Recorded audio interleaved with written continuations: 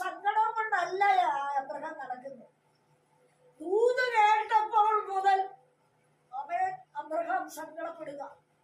ദൈവമേ, വാർദ്ധക്യത്തിൽ എനിക്ക് തന്ന കുഞ്ഞിനെ തന്നെ ഞാൻ ബലി കഴിക്കണമല്ലോ. അവൻ ഇന്ന് പകലിൽ അവൻ ഈ അതിക്ലേശത്തോടെ, അതിവേദനയോടെ, അതീവ നരക്കത്തോടെ നിന്റെ ഉള്ളുവിങ്ങുന്ന അനുഭവത്തെ ആരോടും പറഞ്ഞറിയിക്കുവാൻ വയ്യാതെ അവൻ യാഗവസ്തുവായി മകനെയും കൊണ്ട് വിറൽ വെട്ടുമായി പോകുമ്പോ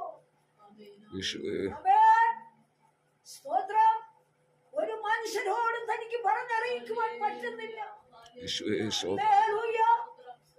തന്റെ മനസ്സിൽ തിങ്ങുന്ന വേദന അവൻ താൻ കാത്തിരുന്ന പ്രതീക്ഷയോടെ കയ്യിൽ കിട്ടിയ നന്മയെ തന്റെ ഏകജാതനെ നശിപ്പിക്കേണ്ടതിന്, അല്ലെങ്കിൽ അതിനെ യാഗം കൊടുക്കേണ്ടത് അവൻ ആ കുഞ്ഞിനെ തന്നെ എന്ന് ഓർത്ത് വിങ്ങിപ്പൊട്ടുന്ന ഹൃദയത്തിന്റെ അകത്തളത്തിൽ തീരാത്ത നൊമ്പരവുമായി 3 ദിവസക്കാലം നടക്കുകയാണ്.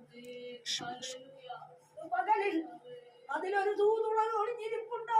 അവൻ നാളുകളായി ആരോടും പറഞ്ഞറിയിപ്പാൻ വയ്യാത്ത ഹൃദയത്തെ നരക്കുന്ന നഷ്ടബോധത്തെ ഓർത്ത് നീ വിലപിക്കുവാനല്ല, ആ നഷ്ടബോധം നിനക്ക് മടക്കി തരുവാൻ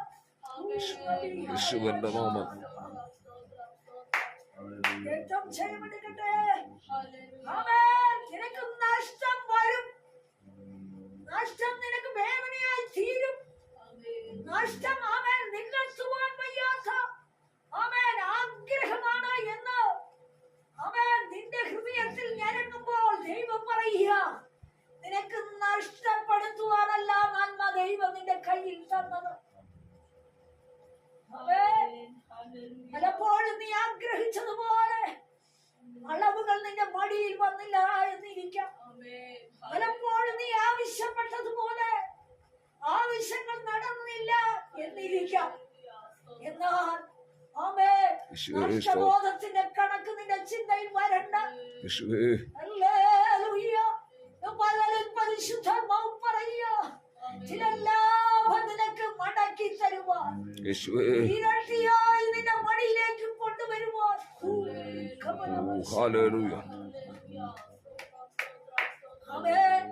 3 ദിവസത്തെ വഴി ദൂരം തന്റെ ഭക്തൻ, തന്റെ ആലോചന കേൾക്കുന്നവൻ, ദൈവത്തിന്റെ വാക്കനുസരിച്ചവൻ നഷ്ടത്തെ വകവയ്ക്കാതെ നടന്നെടുക്കുമ്പോൾ